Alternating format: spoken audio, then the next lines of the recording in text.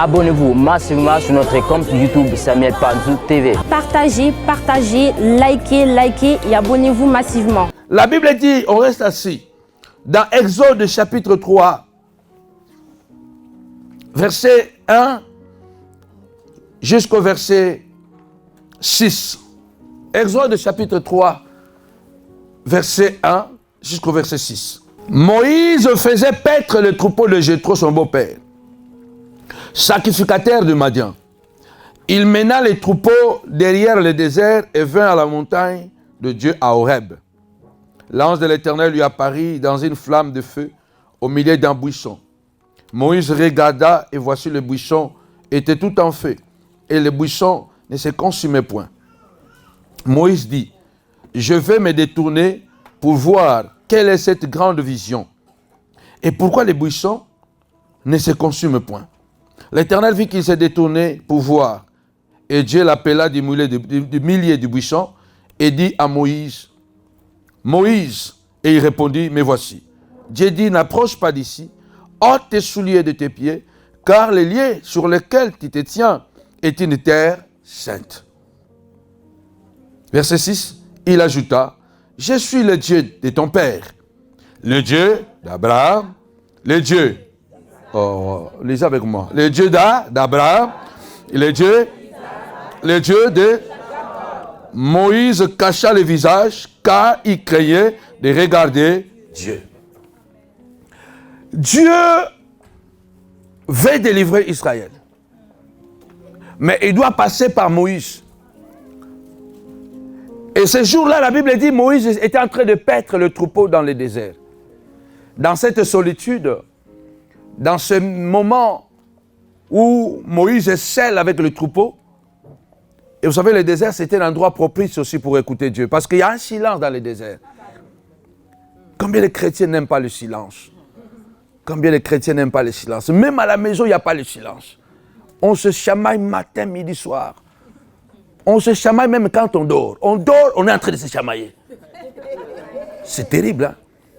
Il y a quelqu'un qui dit, ma femme m'incite même quand elle dort. Donc elle dort, mais elle incite son mari. Dans le sommeil, quoi. Donc tu fais des cauchemars en insultant. Donc vous voyez que... Donc ton mari t'incite même dans le sommeil. Il dort, mais il continue à t'insulter. Quel monde nous vivons? Ah, je ne crois pas que c'est ton cas. Moïse est dans le désert, dans ce silence, et Dieu apparaît à Moïse. Quand Dieu apparaît à Moïse, c'est à travers un prodige, un miracle. Le buisson est en flamme, mais le buisson ne se consume pas. Et Moïse, curieux, dit, mais c'est pas possible. Le feu doit consumer le bois, doit consumer la plante. Et il s'approche du buisson. Et pendant qu'il s'approche, Dieu va l'appeler à travers ce buisson.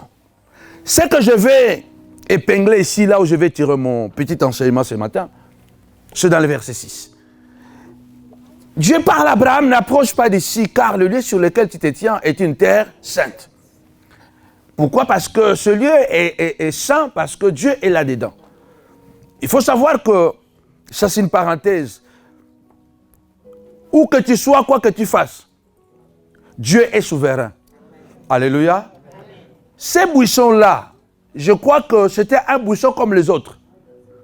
Je crois même que 2-3 fois, les brebis, les moutons de Moïse avaient mangé les feuilles de cette plante. Moïse lui-même était passé par là un jour. Peut-être qu'il avait même piétiné ça. Mais ce jour-là, quand Dieu est descendu, est devenu un lieu saint. Où que vous soyez, là où Dieu descend, ça se sanctifie. Amen. Ah, je parle à quelqu'un. Amen. Partout où Dieu descend, quand Dieu prend contrôle, possession d'un endroit, cet endroit devient saint. Là, en ce moment, peu importe cette salle, ce qu'on fait ici. Mais dès que nous, on met les pieds ici, on invoque Dieu, on sanctifie la salle. Amen. Alléluia. Amen. Partout, même ta vie là, dès que Dieu descend dans ta vie, ton corps devient un lieu saint. Et la Bible dit, Dieu appelle Moïse. Il lui dit, attention, le lieu sur lequel tu te tiens, c'est un lieu, c'est une terre sainteté. Et il ajouta, je suis le Dieu d'Abraham. Je suis le Dieu d'Isaac. Je suis le Dieu de Jacob. Dieu n'a pas honte de se présenter en tant que le Dieu de ces gens qui sont morts, mais Dieu se présente comme si ces gens sont encore vivants. Parce que ces gens ont marqué le cœur de Dieu. Ce n'était pas une métaphore. Ce n'est pas non plus une parabole. Mais Dieu n'a pas honte de se présenter comme le Dieu d'Abraham, comme le Dieu d'Isaac, comme le Dieu de Jacob. Ces gens n'ont pas été parfaits dans leur vie, mais ces gens ont marqué le cœur de Dieu. Alléluia. Amen. On ne sera jamais parfait devant Dieu, mais on peut marquer le cœur de Dieu à travers notre conduite, à travers notre capacité de servir le Seigneur. Dieu dit, je suis le Dieu d'Abraham, je suis le Dieu d'Isaac, je suis le Dieu de Jacob. En réalité, Dieu est en train de donner à Moïse 3 lois spirituelles. 3 lois spirituelles. Tu vas aller délivrer mon peuple. Là-bas, il y a Pharaon. Il va s'opposer certainement. Malgré que je vais descendre, je vais délivrer ce peuple. Mais cette délivrance ne sera pas facile. Pour que vous puissiez vivre le miracle, la puissance, la démonstration de ma gloire, 3 lois spirituelles. C'est pourquoi je te dis que je suis le Dieu d'Abraham. Quand je dis je suis le Dieu d'Abraham, il veut tout simplement dire ce qu'Abraham représentait devant lui. Je suis le Dieu de Jacob, le Dieu d'Isaac, ce qu'Isaac représentait devant Dieu. Qui était Abraham devant Dieu? Abraham est présenté comme le père des croyants. Abraham, c'est l'homme qui a crié à Dieu. Abraham représente la foi. Oh, dis avec moi la foi. Dis avec moi la foi. Bien-aimé, Abraham représente la foi. C'est pourquoi on l'appelle le père de la foi. Le père de tous les croyants. Parce que c'est l'homme qui avait décidé d'écouter la voix de Dieu et quitter son pays, sa patrie, la maison de son père et partir vers un endroit qu'il ne connaissait pas. Cet homme était un homme de la foi. Première loi spirituelle. Si nous voulons vivre la puissance de Dieu dans la prière doit être faite par la foi. La première loi spirituelle pour que nous vivons l'impact de la prière, nous vivons la puissance, le résultat, la gloire de Dieu dans la prière, nous devons prier par la foi. La foi, c'est la première loi. Mais combien de fois nous prions sans la foi? La foi, c'est quoi? La Bible dit dans Hébreu, la foi est une ferme assurance des choses qu'on espère, mais la démonstration, attention, la démonstration de celles qu'on ne voit pas. La foi, ce n'est pas seulement une ferme assurance de choses qu'on espère, mais nous devons démontrer. Alléluia. Amen. Nous voulons une prière avec des résultats. Dieu dit, je suis le Dieu du croyant. Je suis le Dieu de ceux qui croient à moi. La Bible dit dans Hébreu chapitre 11, toujours, je crois verset 6. Celui qui s'approche de Dieu doit croire que Dieu existe. Tu dois croire. Mais combien de fois nous prions, nous ne croyons pas? La première condition que Dieu impose, si nous voulons prier, c'est la foi. Celui qui s'approche de Dieu doit croire que Dieu existe. D'abord, tu dois croire que ce Dieu existe. Quand tu te mets à prier, tu dois croire dans ton esprit qu'il y a un Dieu quelque part. C'est un Dieu assis sur son trône, mais qui a des mains, il peut me toucher. Qui a des oreilles, il peut m'écouter. Qui a les yeux, il peut me voir. Qui a la bouche, il peut me parler. Qui a les pieds, il peut marcher inde jusqu'à chez moi à la maison. Oh, je parle à quelqu'un. C'est ça la foi. Alléluia. Celui qui s'approche de Dieu doit croire que Dieu existe. Cela veut dire que tu dois croire que ce Dieu que je prie, il est là. Même si je ne le vois pas, mais je me le représente qu'il est là, il est en train de m'écouter sur son trône, ou soit il est debout, ou soit quelquefois tu viens, tu te mets comme ça, comme si tu marchais à pied, et puis papa te tient à la main, tu es en train de marcher dans la prière, mais tu sais qu'il est là avec toi. Donc la foi, la prière, quand tu veux voir les résultats de la prière, la première chose c'est la foi. Je vais vous donner un secret. Quelquefois, quand tu pries, représente-toi Dieu comme s'il était vivant. Amen. Alléluia. Amen. Je sais que beaucoup n'ont pas eu la grâce d'avoir le papa. Beaucoup, les papas sont partis très tôt. Ils n'ont pas eu cette grâce. Mais il y en a ceux qui ont vécu avec leur papa.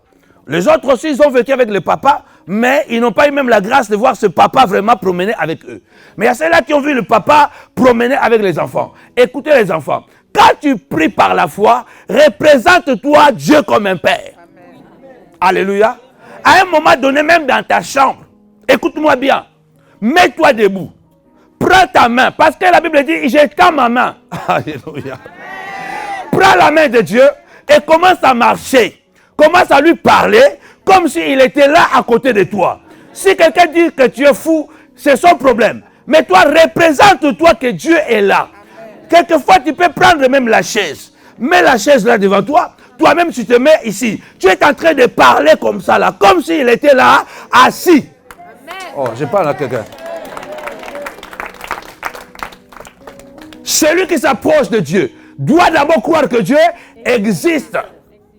Une prière sans la foi est une prière qui est vouée à l'échec. Parce que Dieu exauce la prière de la foi. Jésus ne disait-il pas à toutes les personnes pratiquement qui venaient vers lui que ta foi t'a sauvé? À la femme cananéenne même, il lui a dit que ta foi est grande. Alléluia. Amen. Ta foi t'a sauvé. Les aveugles, je crois, ou l'aveugle qui s'est approché, dire, qui est venu dire au Seigneur, Seigneur, si tu veux, tu peux me rendre pire. Le lépreux. Si tu veux, tu peux me rendre pire. Jésus a dit quoi? Est-ce que tu crois? Si tu crois, tu verras la gloire de Dieu. Celui qui s'approche de Dieu doit d'abord croire que Dieu existe. Tu ne peux pas prier comme si Dieu était un oiseau qui vole de partout, qui ne sait même pas peut-être il va rentrer ou pas. Non, parce que un oiseau peut sortir et ne pas rentrer. Parce qu'il y a un chasseur qui attend aussi l'oiseau. Mais ton Dieu, même s'il s'est déplacé quelque part, sache qu'il est toujours là. Parce qu'il dit que je suis le même hier, aujourd'hui. Et il y a ma fille qui acclame le Seigneur, dit. Ton Dieu n'est pas un oiseau. Voilà. Oh, il est parti, il n'est pas revenu. Non. Celui qui s'approche de Dieu doit croire que Dieu existe. Quand tu te mets à prier, la première des choses, c'est la foi. Tu veux aller délivrer ta famille comme à Moïse. Tu as besoin de croire à moi, Moïse. Tu as besoin de démontrer ta foi. Les choses que tu n'as pas encore vues, mais commence déjà à les démontrer. Celui qui s'approche de Dieu doit croire que Dieu existe. Et la Bible même dit toujours dans Hébreux chapitre 11, verset 6, Dieu doit croire que Dieu existe et qu'il est le rémunérateur de ceux qui les cherchent. Mais avant que Dieu puisse vous rémunérer, avant que Dieu puisse vous répondre, la première des choses, vous devez croire. Alléluia. Abraham, quand Dieu dit je suis le Dieu d'Abraham, parce qu'ils ont dit, regardez ce qu'Abraham était avec moi. Abraham était un homme comme toi et moi. La Bible dit même que Élie était de la même nature que toi et moi. Abraham aussi était un homme comme toi et moi. Abraham n'était pas un ange.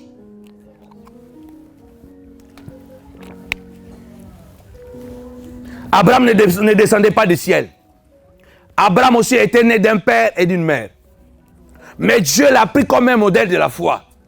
Parce que c'est un homme qui a cru. Toi aussi tu peux croire. Et Dieu dit à Moïse, tu veux aller voir le miracle? Tu veux aller délivrer ta famille là-bas en Égypte? Il y a un pharaon là-bas. La seule chose que tu dois faire, tu dois voir là la foi. Première loi spirituelle, c'est la foi. Abraham était un homme qui a crié à Dieu. Il avait quitté son pays, sa patrie, la maison de son père. Il est parti vers un pays qu'il ne connaissait pas. Quelquefois, quand on se lève dans la prière, on ne sait pas qu'est-ce qui va arriver. Mais nous, on se met quand même à prier. Parce que nous savons que celui qui nous a dit de prier, il est aussi capable de répondre. Abraham représente la foi. Abraham, c'est cet homme. 25 ans après avoir marché avec Dieu, Dieu lui demande son fils, son unique, Isaac. Waouh! Abraham ne demande pas à Sarah peut-être. Peut-être, parce que la Bible ne le dit pas. Abraham prend l'enfant, regarde la foi. J'avais donné l'exemple. Le problème aujourd'hui avec les chrétiens est qu'on est trop McDonald's, trop Burger King. Donc, nos prières aussi ressemblent à Burger King. Nos prières ressemblent des prières de McDonald's. Take away. Tu viens, tu prends et tu pars. Tu n'as pas le temps de t'attendre. Non, non, non, non. On prie aujourd'hui, on reçoit aujourd'hui, on mange aujourd'hui et on finit aujourd'hui. Les prières des chrétiens aujourd'hui, c'est comme ça. Je tombe enceinte aujourd'hui. L'enfant va se germer aujourd'hui et j'accouche aujourd'hui. Ce genre de prière ne fonctionne pas avec Dieu souvent. Alléluia. Oh, donnez-moi un bon amen. Ce genre de prière ne fonctionne pas souvent avec Dieu. Il y a une femme qui m'a appelé en me disant, j'ai vu beaucoup de pasteurs. J'ai beaucoup de problèmes. Alors quelqu'un m'a conseillé, va voir le prophète Samuel. Il faut l'appeler. Quand tu vas l'appeler, lui, il a des prières. Waouh, le retour à l'expérience. Alors, la sœur pense que voilà, là vraiment je trouve un tic au tac. Elle m'appelle, dit voilà. Elle commence à me raconter son histoire. Et à moi de lui dire, mais tu ne vois pas que si tu as une faute, tu dois commencer à confesser. Tu dois confesser ce péché-là. Tu dois te repentir. Oh, moi, on m'a dit que si je t'appelais, tu me donnais une. Je dis, je n'ai pas de portion magique. Il n'y en a pas de portion magique. Ne pensez pas que quand vous allez prier auprès de Dieu, que Dieu va faire automatiquement ce que vous voulez. Non. Souvent, Dieu fait ce qui est bon pour toi. Parce que lui, il connaît mieux ce que toi, tu as besoin, plus que toi-même. C'est pourquoi même, chaque fois que Dieu ne répond pas à certaines prières, c'est la meilleure réponse. Quand Dieu n'a pas répondu à une réponse, pour quelqu'un qui a la foi, il sait que Dieu a quelque chose de mieux que ce que j'ai demandé. Ah, est-ce que je parle à quelqu'un? Je parle à quelqu'un. Quelqu'un qui a la foi en Dieu, quand il demande quelque chose à Dieu et que Dieu ne répond pas, il est convaincu que Dieu prépare mieux. Sachez-le bien, un père qui n'a pas un bon papa, qui n'a pas répondu à l'appel de son enfant, il prépare mieux. L'enfant peut demander un beignet, mais son père prépare la viande. C'est pourquoi il est écrit, si nous demandons quelque chose selon sa volonté, Dieu nous le donne. Mais comment on peut se soumettre à la volonté de Dieu sans la foi?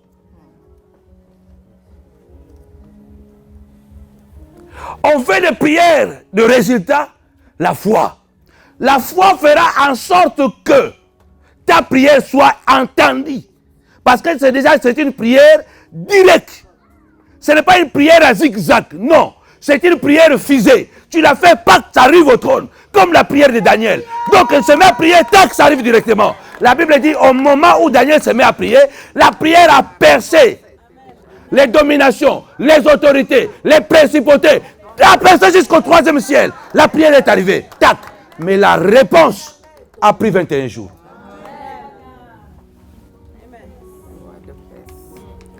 La réponse a pris 21 jours. Mais la réponse a trouvé Daniel dans la même position. Combien ont prié, après ils se sont déplacés. Quand l'ange est venu, il dit, mais oh, mais Marie était ici quand elle avait fait la prière, elle est où? Elle n'est plus à la montagne de la prière. Ah, elle n'est plus... donc, la foi. Bien aimé, quand Daniel prie, sa prière était une prière de foi. La prière est partie, directement, la prière est entrée au ciel. Mais la réponse. Souvent, prier, c'est facile. Mais la réponse. C'est pourquoi on a besoin de la foi pour envoyer. On a besoin de la foi pour... Est-ce que je suis en train d'enseigner quelqu'un ce matin? On a besoin de la foi pour que notre prière soit efficace. Parce qu'il y a des esprits qui bloquent les prières. penses que Dieu écoute toutes les prières. Avec ton impudicité, là, tu es en train de prier. Mais ce n'est même pas un démon qui va arrêter ta prière. C'est un petit sorcier voisin qui va arrêter ça. Les gens se mettent à prier. Même les hommes de Dieu, avec l'onction. Cette onction-là ne vient pas de Dieu. Parce que chaque serviteur de Dieu qui couche avec des femmes et qui a l'onction, ce n'est pas l'onction de Dieu. Ne créez pas ces onctions mélangées avec l'impudicité. Ce sont des onctions démoniaques.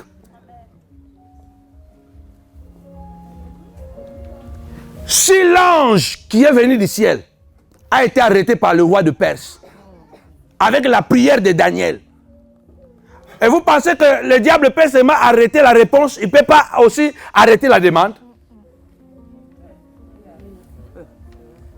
Parce que la prière, c'est la demande est là. Oh, est-ce que vous êtes avec moi? Oh, je vous vois perplexe aujourd'hui. Hein? La prière, c'est la demande est là.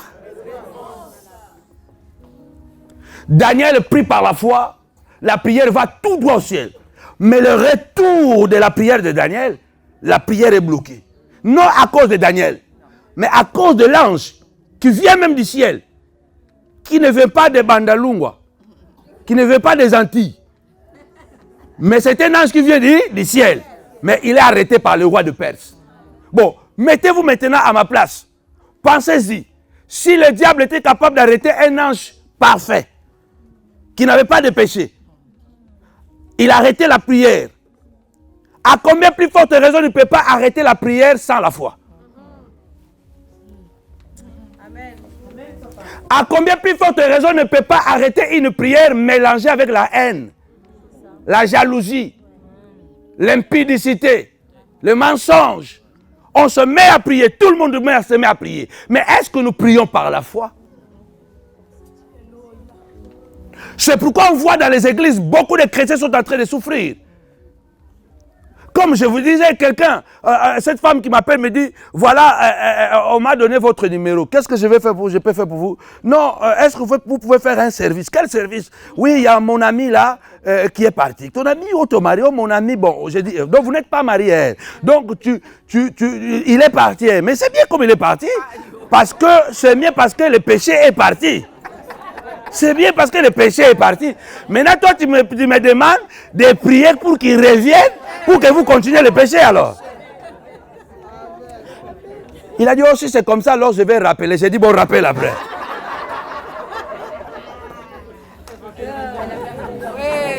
Mais les hommes de Dieu aujourd'hui, on est fous ou quoi? Quelqu'un qui t'appelle comme ça, oui, prends l'huile de concombre. Voilà, envoie l'hôtel. On va prier, vous allez récupérer. Tu vas récupérer quoi? Ce n'est pas ton mari. Tu veux faire récupérer quelqu'un du péché, pourquoi?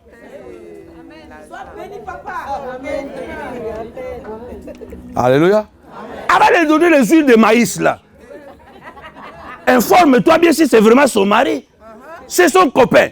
Commencez déjà à lui dire demande pardon à Dieu parce que tu étais dans la fornication. Je vais m'associer à une prière comme ça, que je sais déjà c'est une prière qui sera vouée à l'interdit. Cette prière ne sera pas entendue au ciel. Et ce que j'ai compris, c'est quoi? Et que le diable a compris. Que dans les églises, beaucoup de gens n'ont pas la foi.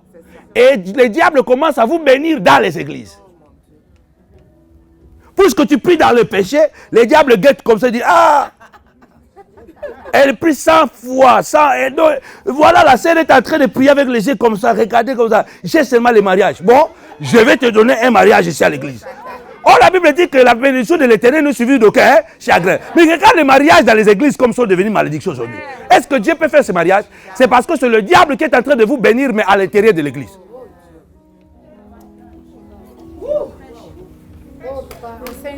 Tu es en train de prier. Je veux le travail sans la foi. Le diable va te donner le travail ici à l'église. Tu dis, mais aujourd'hui, le travail est vraiment dans la prière. Tu as prié vraiment, toi. Avec ta conduite là, vraiment. Cette prière-là, Dieu l'a entendu. Il n'y a pas un démon qui l'a pris quelque part.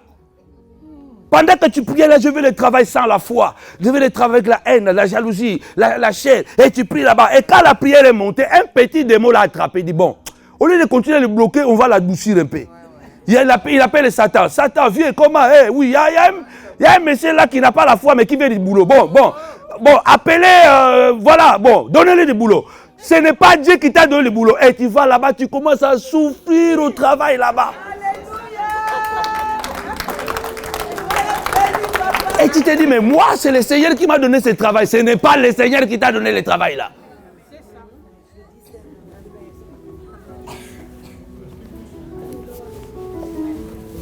C'est pourquoi la Bible dit, sonde-toi toi-même pour savoir si tu es réellement dans la foi.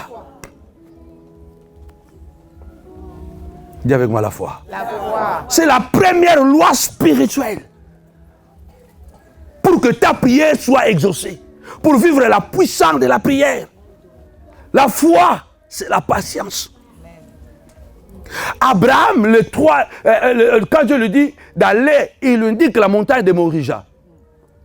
Dieu lui a indiqué, tu vas prendre Isaac, tu vas aller le consacrer à Champigny. Champigny, c'est trop près. Bon, c'est un peu le, c'est quoi? À Mélin.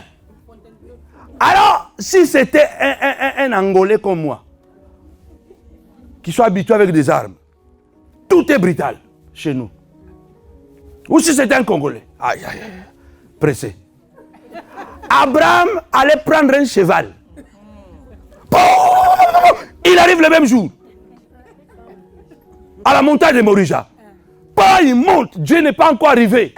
Il tue son enfant. Il rentre à la maison. L'enfant est mort. Après, le 3e jour, Dieu arrive là-bas. Il trouve Isaac mort. Oh, mais comment il est arrivé ici avant moi? Attention. Quelquefois, on prie, mais on prie mal. On est tellement pressé dans la prière, on dévance Dieu dans la prière. Si Abraham était arrivé le même jour à la montagne, il allait tuer Isaac. Parce que Dieu n'était pas encore arrivé là. Tu as précédé Dieu dans le travail. Tu as précédé Dieu dans le mariage. Tu es déjà arrivé dans le mariage, mais Dieu n'est pas encore arrivé là-bas. Dieu t'a dit, je vais t'élever. Tu seras un grand serviteur de Dieu. Or, tu ne sais pas que ça va prendre 20 ans. Toi, en 2 ans, tu es devenu prophète. Archibishop.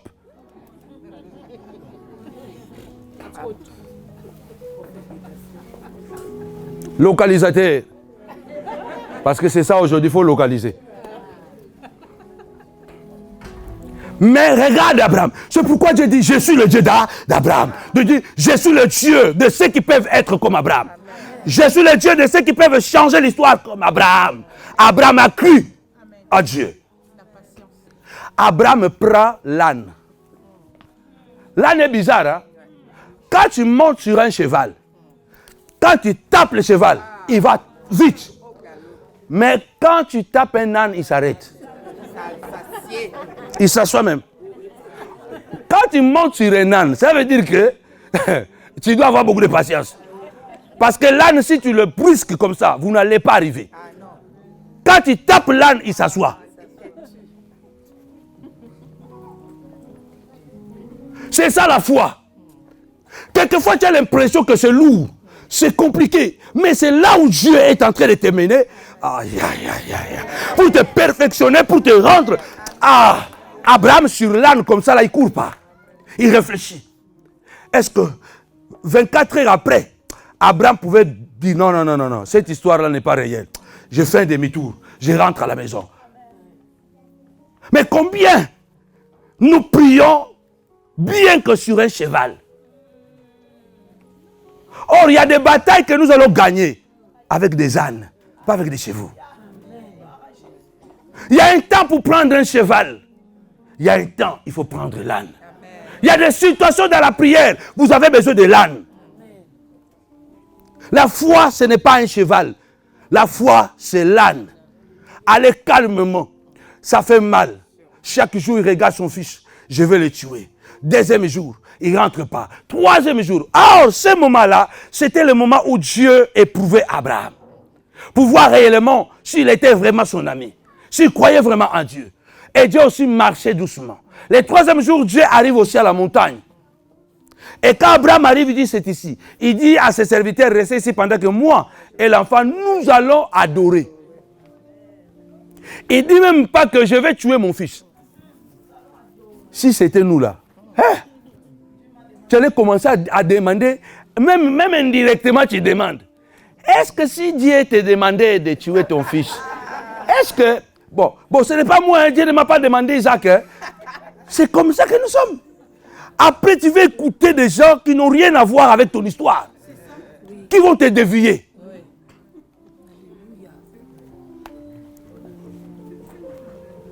Donc, tu vas commencer à poser des questions parce que tu veux encore être sûr. Sûr de quoi? Tu connais la Bible déjà. Nous, on n'a plus besoin de beaucoup d'interprétations. Tu connais la Bible. Dieu t'a parlé. Avance. Amen. Abraham dit à ses serviteurs, restez ici. Pendant que moi et mon fils, nous allons adorer. Nous allons nous prosterner. Parce que adorer veut dire se prosterner. Abraham monte doucement. Il arrive à la montagne. Il va ligoter l'enfant. Il va le mettre sur l'autel. Et pendant qu'il s'apprête à égorger, puisque Dieu était déjà là, Dieu dit stop. N'égorge pas ton fils. J'ai vu combien tu as foi à moi. La Bible dit, il a entendu la voix de Dieu sur la montagne. Et Dieu lui dit, regarde là, à côté, il y a un substitut. Vous savez pourquoi? Il y a des choses sans la foi. On risque de prendre des choses qui ne nous appartiennent pas. Quand Abraham monte à la montagne, il a trouvé quel animal sur la montagne? Il a trouvé quel animal? Il a trouvé là l'agneau. Est-ce que vous savez que l'agneau, c'était l'animal de basse-cour? C'était l'animal de... ce n'est pas un animal de montagne. Non.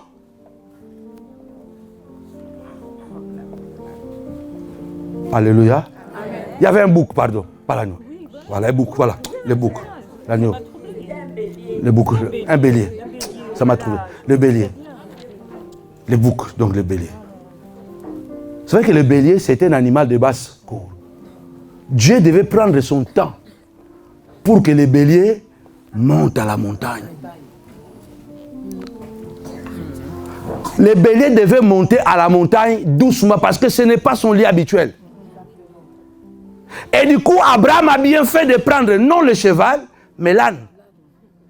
La foi d'Abraham dans sa patience a permis aux béliers de grimper la montagne et d'arriver jusqu'au sommet.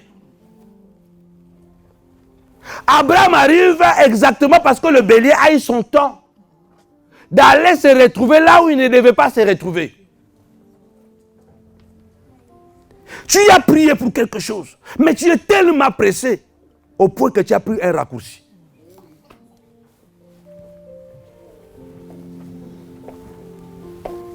Dis avec moi la foi.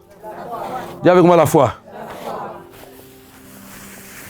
Beaucoup de filles chrétiennes aujourd'hui viennent me voir. Ah bon, moi j'ai pris un musulman.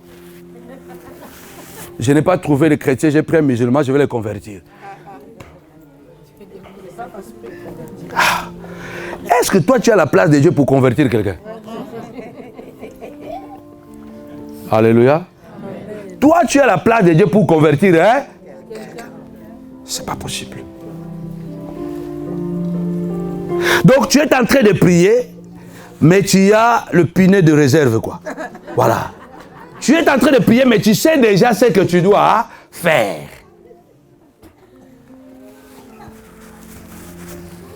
Abraham pouvait prendre aussi un cheval comme toi. Mais Abraham a pris l'âne. Dis avec moi l'âne. Dis avec moi l'âne. À partir d'aujourd'hui, prends l'âne dans tes prières.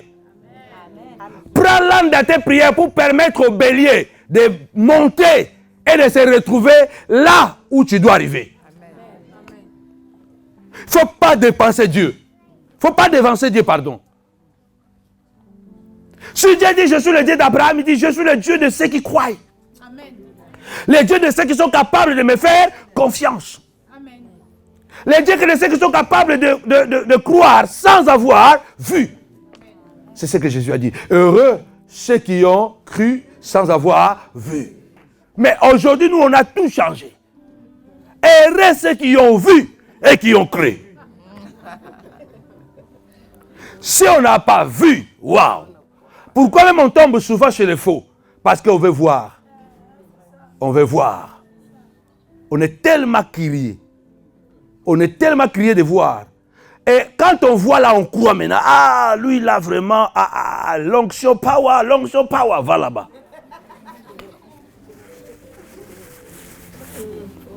Tu seras surpris. Alléluia.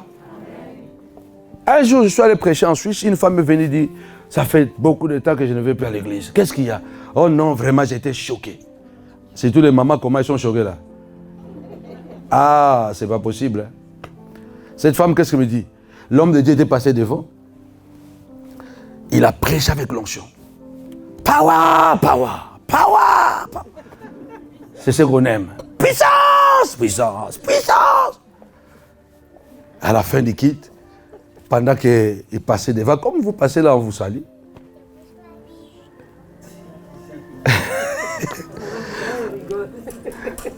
Bon, je fais ça avec ma femme, vieux maman.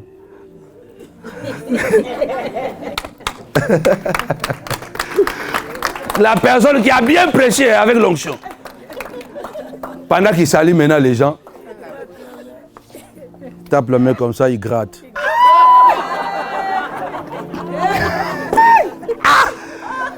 Comme nos papas disaient, les anciens des Sayo, quoi. Hein, des vétérans de l'amour. Il gratte là. Ah! Mais il faut être un ancien dans ce domaine pour draguer comme ça là. Donc, et la femme était choquée. Elle dit, mais oh, comment? Parce que la femme, c'est bon. Mais comment moi je peux quand même gratter là? Pardon maman. Papa, ça va. C'est la prêche. Non! La femme est choquée. Et il n'avait pas tort. Comme le séminaire continue, il dit, je vais encore le voir. Il a encore regretté. Le deuxième jour là, il est passé là draguer. Gratté. Mais il a demandé, mais bon. Si on a ça là qui est le signe que je te fais là, tu n'as pas compris. L'onction. Vous, dans la main, à la chair ici, là, à la chair ici. Vous voyez maintenant, vous voulez tellement voir, au lieu de croire. Lisez la parole, croyez la parole, Dieu vous conduira au bon port. Ah, je parle à quelqu'un, Lisez la parole, croyez la parole d'abord. Et Dieu vous conduira au bon port. Parce que la Bible dit, il conduit les pas de ses bien-aimés. Na gratté. Non. Acclame le Seigneur. Ah, maman Nid. Amen. La foi. Moi, j'aime la foi. C'est pourquoi moi, j'ai dit à quelqu'un que ma femme le sait. J'ai dit, écoute, moi, tu ne joues pas avec moi. Moi, je suis comme si je suis un cheval sauvage. Je ne suis pas un cheval. Il y a deux types de cheval. Hein. Il y a des chevaux à domestiquer, des chevaux de course. Il y a des chevaux de course. On les attache avec le mulet et tout, on les dirige. Un cheval sauvage, oui, il est mort là. Un cheval sauvage, quand tu le tapes, il prend sa propre direction. Il ne prend pas ta direction. Hein? Moi, je suis un cheval sauvage. Ah, si tu me tapes, je prends ma direction. Je ne prendrai pas la direction que tu veux. Si tu veux être un cheval dans la foi, sois un cheval sauvage. Oh, je parle à quelqu'un. On ne peut pas t'attacher et te diriger, quelqu'un te dirige comme ça. Non. Tu n'es pas venu ici pour que moi je commence à te diriger. Non. Tu dois avoir la foi à la parole que je prêche. Et tu dois regarder mon comportement, mon caractère. Je ne suis pas ici pour vous dire, va comme ça, va comme ça, va comme ça. Non. Demain, ça sera catastrophe. Tu dois croire. Et c'est ainsi que ta prière sera puissante. Tu auras des réponses. Malheureusement, même lorsque on vous dit de croire à la parole, vous voulez croire à ce que vous voyez. Ça, c'était le premier principe. La foi. Je vais frôler le dé et puis, parce qu'il y a tellement de choses à dire. Alléluia. Deuxième principe, c'est Isaac. Je suis le Dieu d'Abraham, le Dieu des croyants, le Dieu de ceux qui croient, le Dieu de ceux qui sont capables d'aller au-delà de ce qu'ils voient. Mais je suis aussi le Dieu d'Isaac. Isaac représente qui? L'obéissance. Parce qu'Isaac représente le Christ. La Bible dit qu'il a été obéissant jusqu'à la mort. Isaac représente l'obéissance. Deuxième loi spirituelle, pour que vous voyez la main de Dieu dans votre vie, bien-aimés dans le Seigneur, soyez obéissants dans la prière. Amen. Samuel a dit à Saoul, l'obéissance vaut mieux que le sacrifice. Il y a beaucoup de gens qui gênent beaucoup, mais ils ne sont pas obéissants au principe de Dieu. Votre gêne ne servira à rien. Deuxième loi spirituelle, vous voulez voir la main de Dieu dans votre prière, soyez obéissants. Obéir veut dire se soumettre, fléchir, de ne plus faire ma volonté, mais la volonté de celui qui me dirige. C'est ça, obéir. Est-ce que dans tes prières, tu es obéissant? Tu es obéissante. Abraham a pris Isaac. Selon les études, Isaac devrait avoir à peu près 20 ans, 25 ans. Quand Abraham le prend, l'amène à la montagne, à un moment donné, Isaac pose la question à son père. Il dit, papa, voici le feu. Voici aussi le bois. Mais où est l'agneau? Où est le sacrifice? Donc c'était un enfant qui réfléchissait, qui pouvait aussi dire non, papa, va tout seul. Moi là, je ne monte pas. Parce que comme si ça sent mauvais. Cela veut dire que, ah, bien aimé. Mais Isaac avait réfléchi. Parce qu'il dit, mais papa, on est sauté à la maison, il n'a rien dit à maman. Et moi-même là, il ne m'a rien dit. Et pendant ces 3 jours, il n'a rien informé. Et puis du coup, on arrive ici à la montagne, et je vois tout ce qui est pour sacrifier. Et puis il dit aux serviteurs, restez. Mais qu'est-ce que papa est en train de préparer? Il dit, mais c'est un coup. À la fin, il demande, il dit, voici le bois, voici le feu.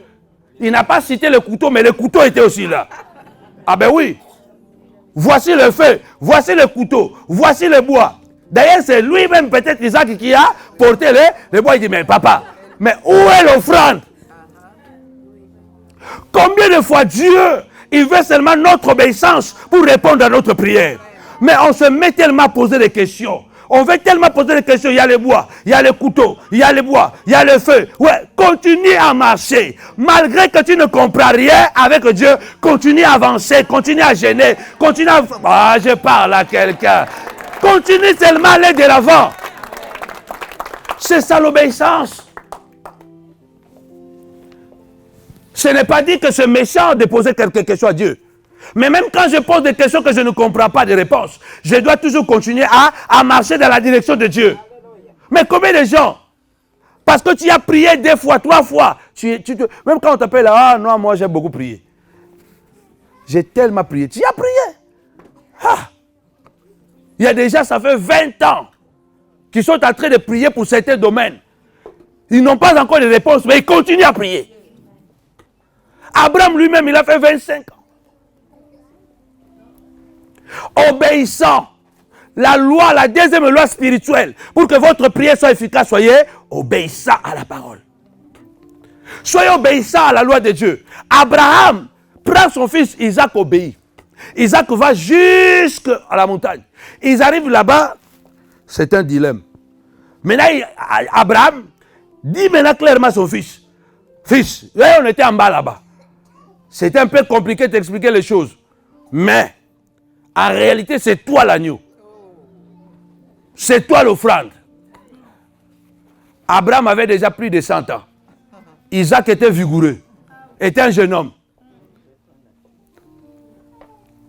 Vous pouvez dire seulement à son père, je vois que tu commences à dérégler, papa.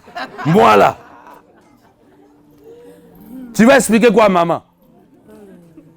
25 ans, vous avez attendu que je vienne au monde. Maintenant, tu me parles de cette histoire, tu vas me sacrifier. Combien de fois on se pose comme ça à Dieu? Seigneur, pourquoi moi je dois faire ça? Pourquoi moi je dois passer par ici? Mais qu'est-ce qui s'est passé?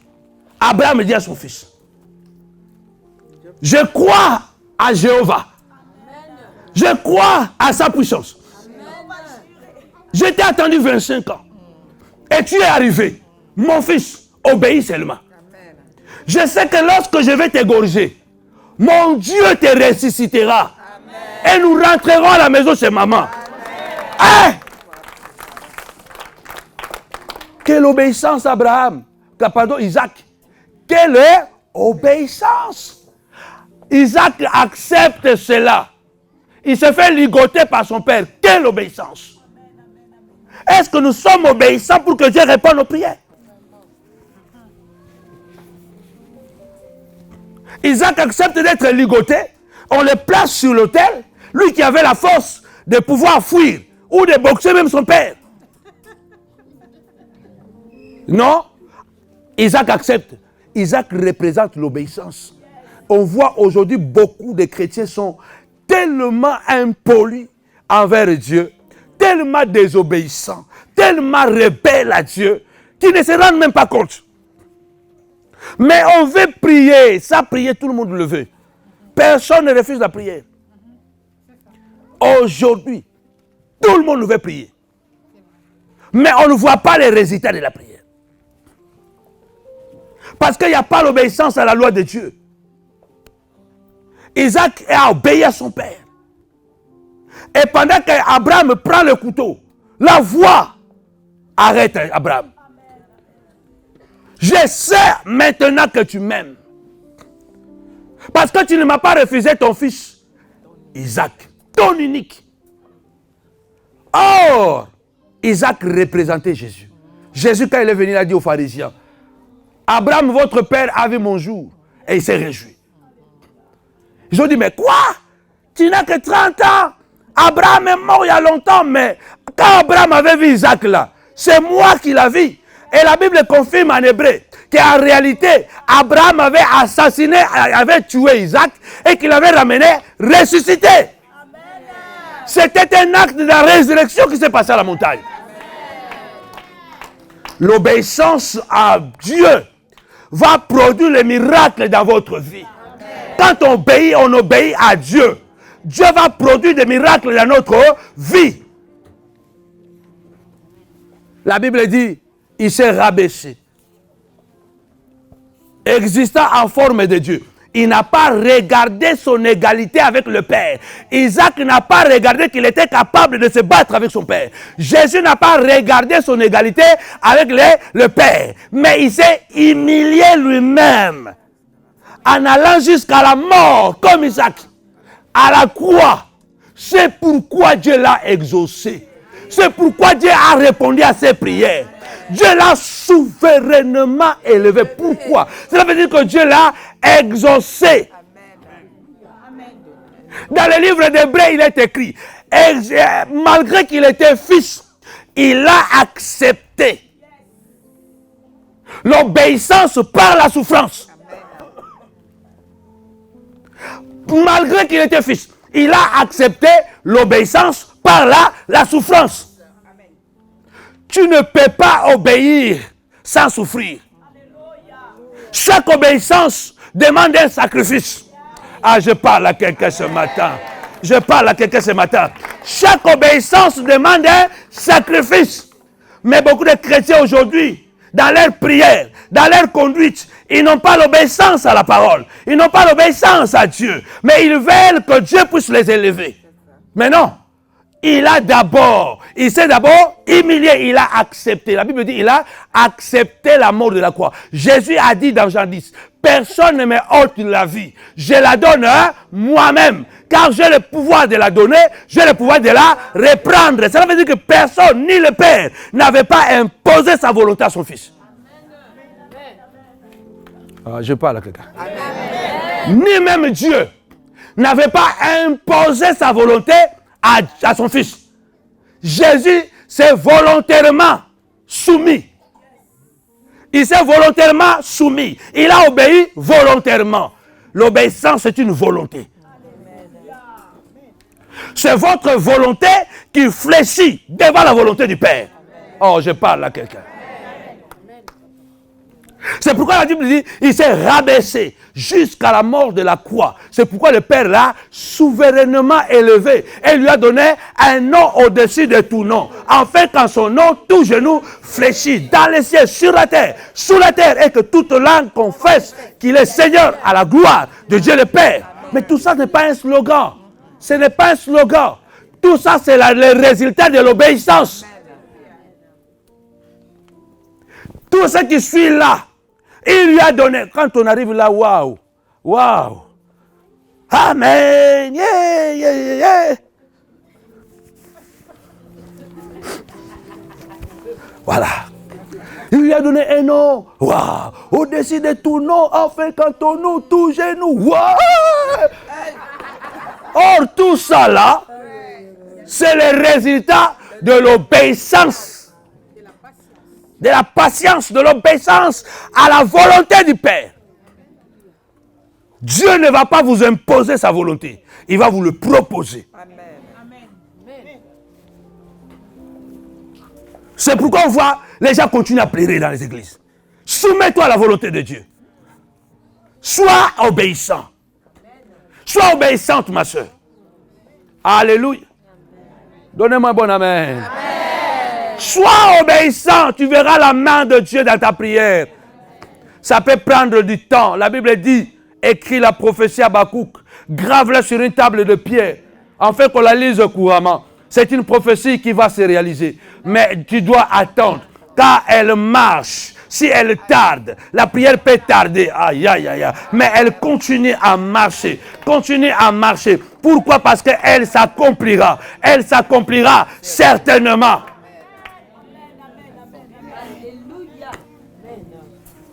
Quand on prie dans la foi, quand on prie dans l'obéissance, il y a une différence. Celui qui prie dans la foi et dans l'obéissance, il est stable. Il accepte tout. Il ne marchande pas la lumière. Il ne marchande pas la vérité. Il ne va pas chercher des raccourcis pour alléger sa douleur. Beaucoup dans la prière, nous avons pris du vinaigre pour adoucir nos douleurs. On a accepté le vinaigre. Mais Jésus a refusé le vinaigre. À la croix, on lui a donné le vinaigre. Il a dit non, je préfère souffrir.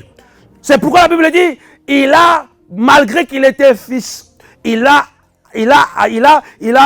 accepté la souffrance. Hein? Il a appris l'obéissance par la souffrance. Amen. Et Dieu, la Bible ajoute, et Dieu l'a exaucé à cause de sa persévérance. Amen. La Bible dit, Jésus a pleuré pour que Dieu réponde. Jésus a pleuré. C'est notre obéissance qui rend notre prière puissante. Ce n'est pas un bon français.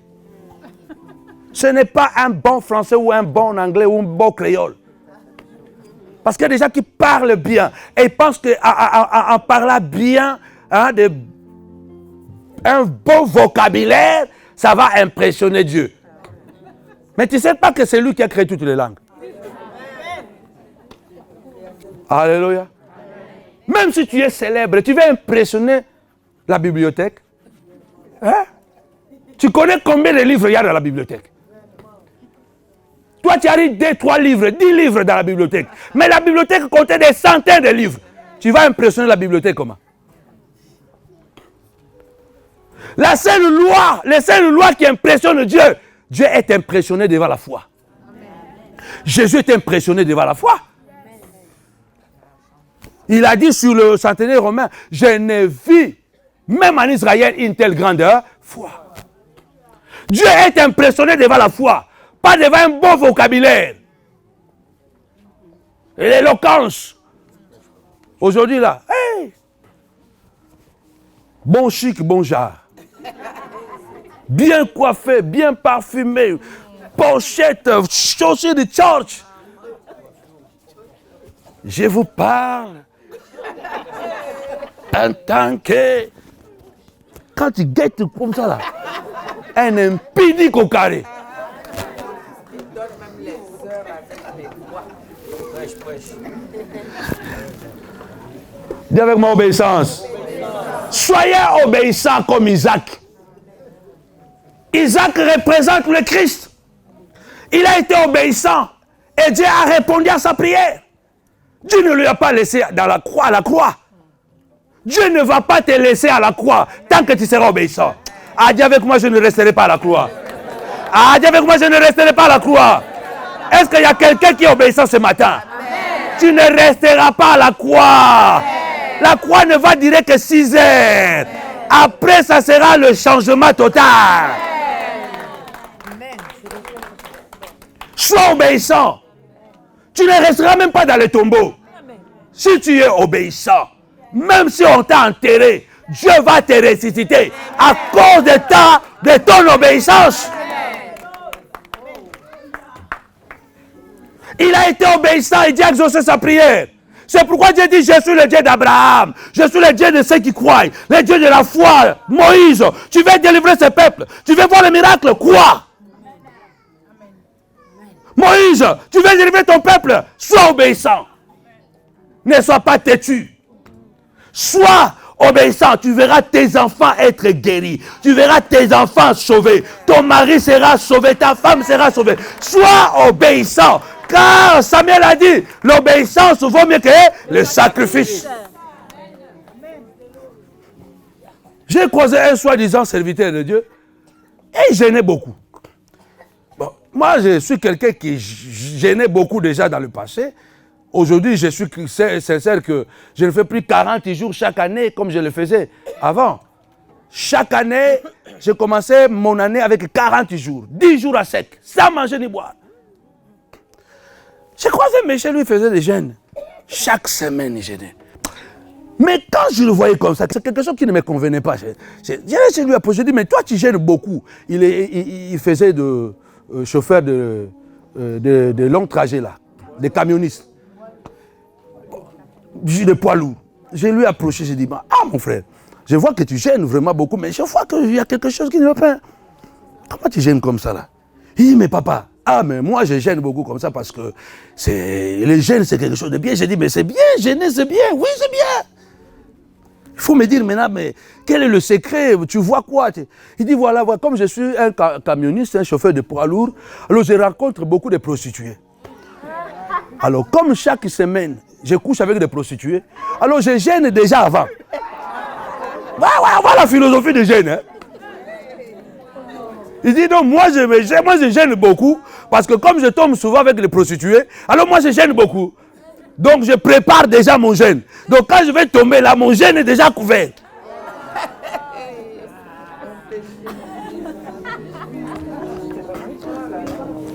Quelle philosophie!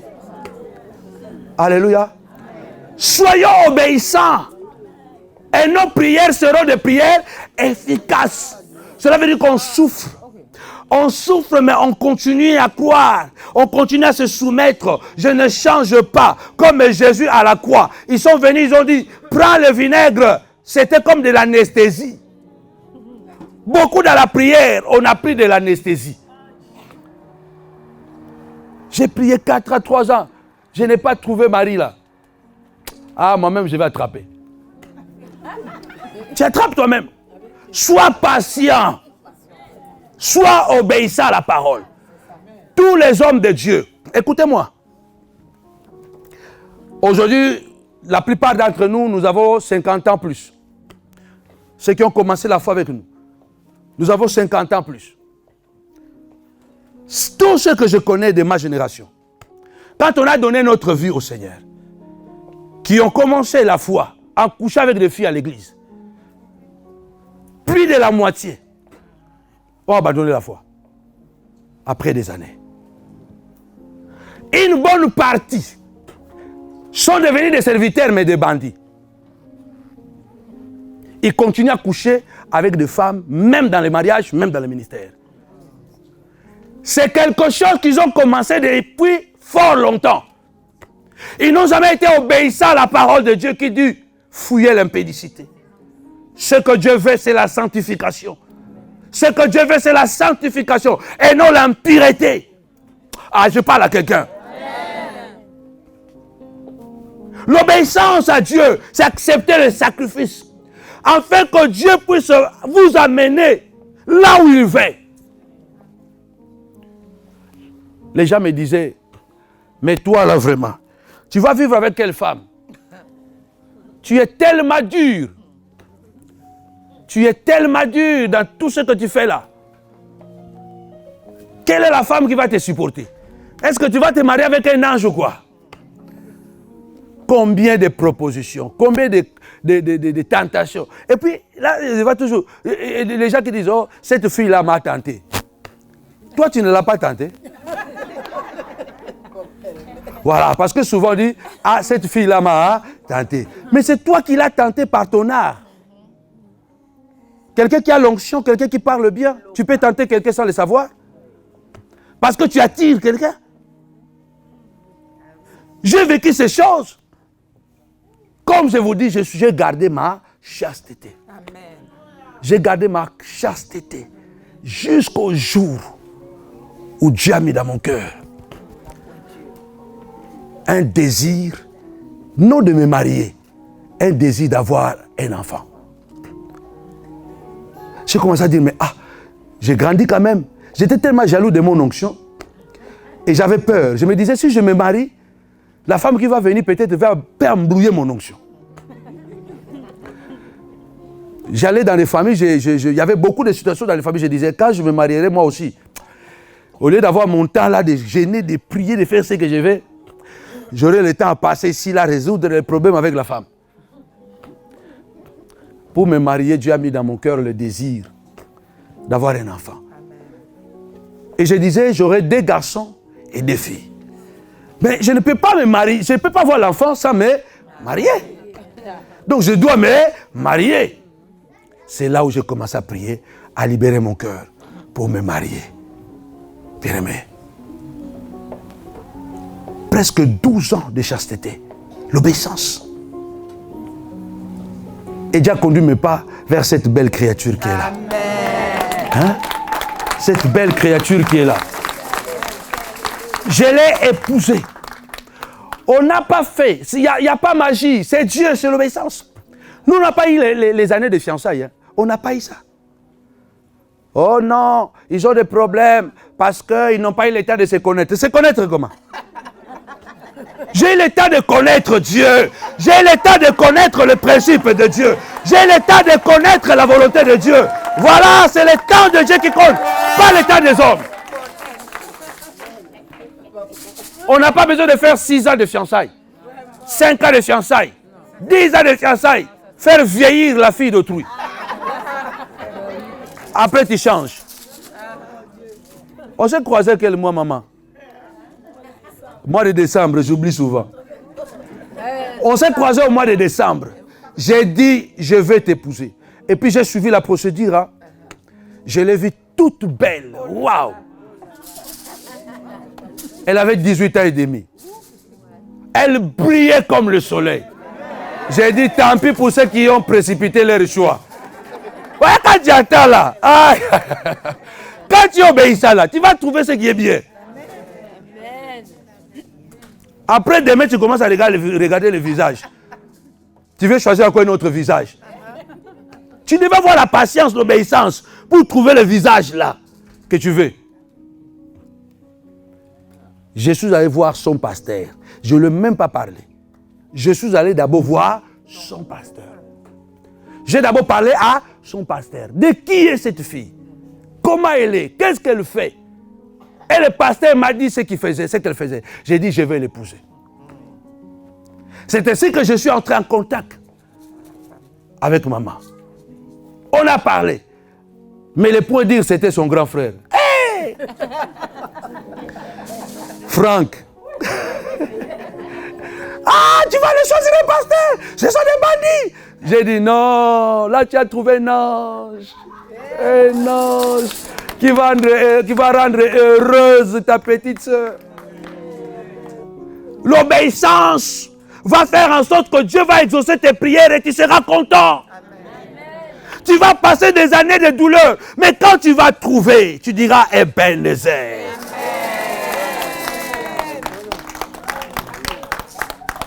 Au mois de février, je suis parti à Kin.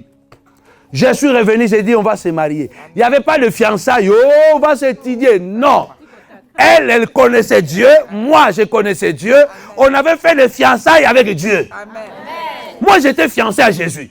Elle était fiancée à Jésus. Quand on se croisait là, il n'y avait plus de problème d'état de fiançailles. Parce qu'on était déjà fiancé à Dieu. Le 7 octobre, même pas une année. Donc, décembre, janvier, février, mars, avril, mai, juin, juillet, août, septembre, octobre. Donc, 11 mois. Non. 10 mois. On s'est mariés en 10 mois. Je l'ai vu au mois de décembre. Au mois d'octobre, on s'est mariés. 19 ans bientôt, sans dispute, sans complications. La joie seulement, la paix et tout. Ce n'est pas un problème, bien aimé, de temps de fiançailles. C'est le problème de l'obéissance. Moi, j'ai rappelé à Dieu, Seigneur, je vois mes amis là qui couchent tout le temps avec des filles. Je conserve ma jeunesse. Je garde ma jeunesse. Le jour où tu vas me donner la femme là, elle ne doit pas me casser la tête. Tu dois être fidèle parce que moi j'ai discuté avec Dieu. J'ai dit, tu dois me donner une bonne femme parce que moi je me suis consacré à toi. J'ai obéi à la parole. Donc j'ai renoncé à tout ce qui est péché charnel. Donc quand je vais me marier, je veux une femme qui va me comprendre, que je vais comprendre. Parce que moi je serai un bon mari. Amen. Et moi aussi je veux qu'elle soit une bonne épouse. Et c'est ce que Dieu a fait. Amen.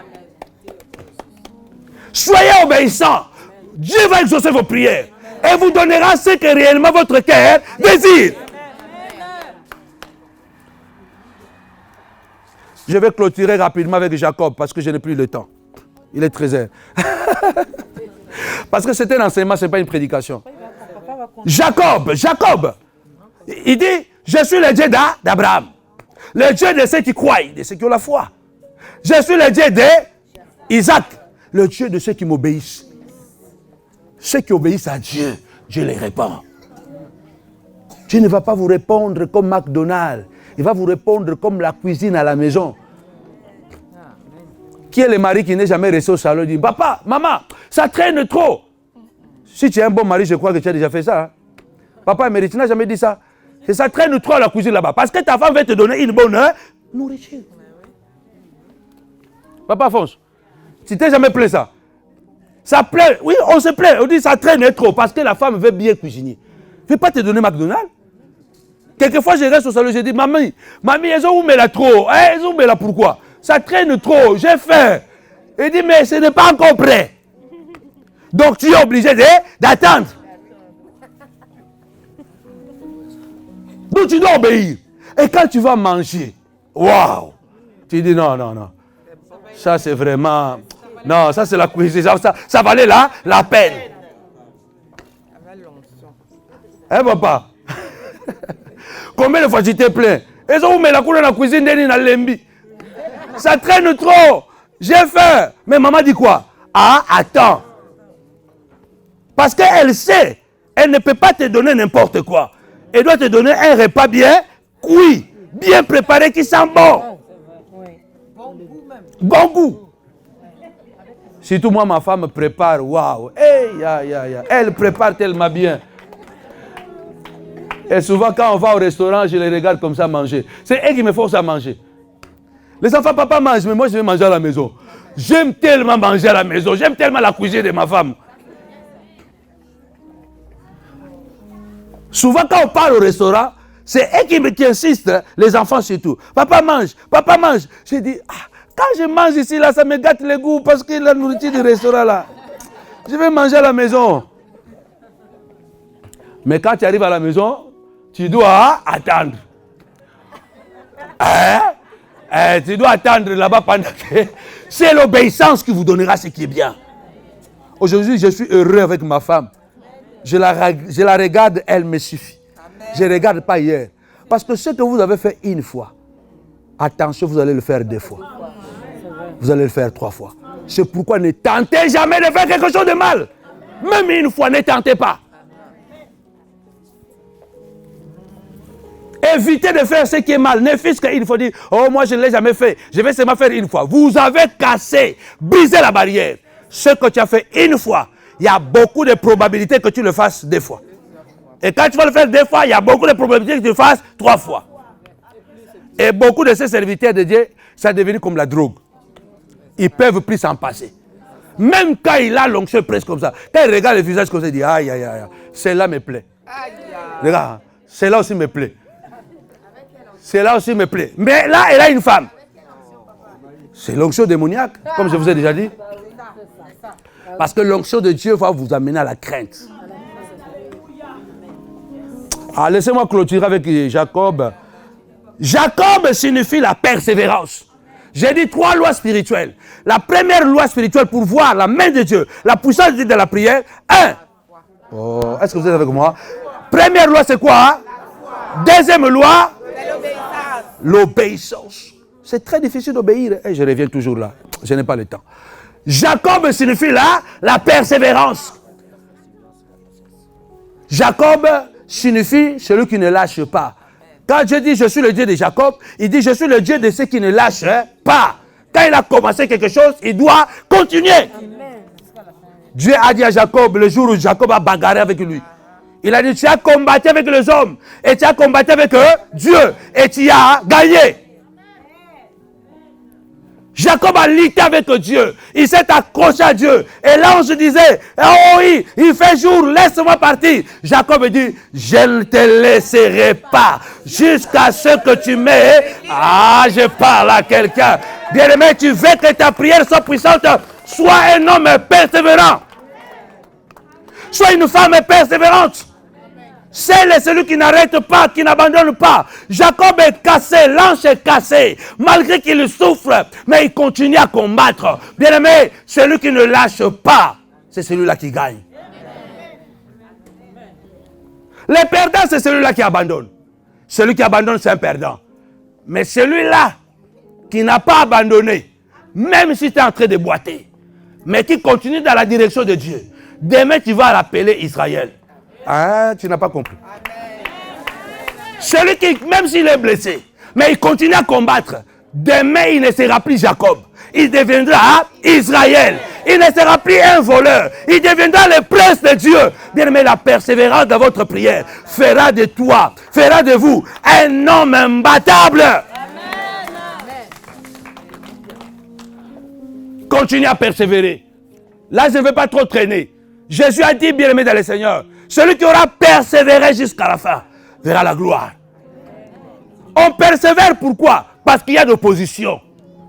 On ne demande jamais la persévérance là où tout est facile. La prière n'est jamais facile, mais c'est possible. Tu veux que ça soit facile? Va voir un charlatan. C'est facile. Si tu vas aller voir le diable, on va te donner une formule. Voilà. Dans la tête de ta maman. Dans la tête de ton père. Dans ton petit frère. Fais comme ça là. Voilà. Va au cimetière. Fais comme ça, fais comme ça, fais comme ça. Voilà, tu auras l'argent. Tu auras ceci, tu auras des enfants. Ok. Mais quand tu les auras là. Ah. La quantité de démons que tu auras chaque jour. Avec Dieu, ce n'est jamais facile. Mais c'est possible. Oh, quelqu'un a compris? C'est là où je m'arrête. Hein? Dis avec moi, avec Dieu, ce n'est pas facile. Mais c'est possible. Avec Dieu, rien n'est facile. On vous dit, oh, chez nous, c'est la facilité. C'est la facilité. C'est tic-tac. Ah, si tu viens chez nous, tu vas te marier. Ce n'est pas tic-tac. Ici, tu dois croire. Tu dois obéir. Et tu dois persévérer. Et si tu persévères, tu verras Dieu répondre à tes prières. Acclame le Seigneur.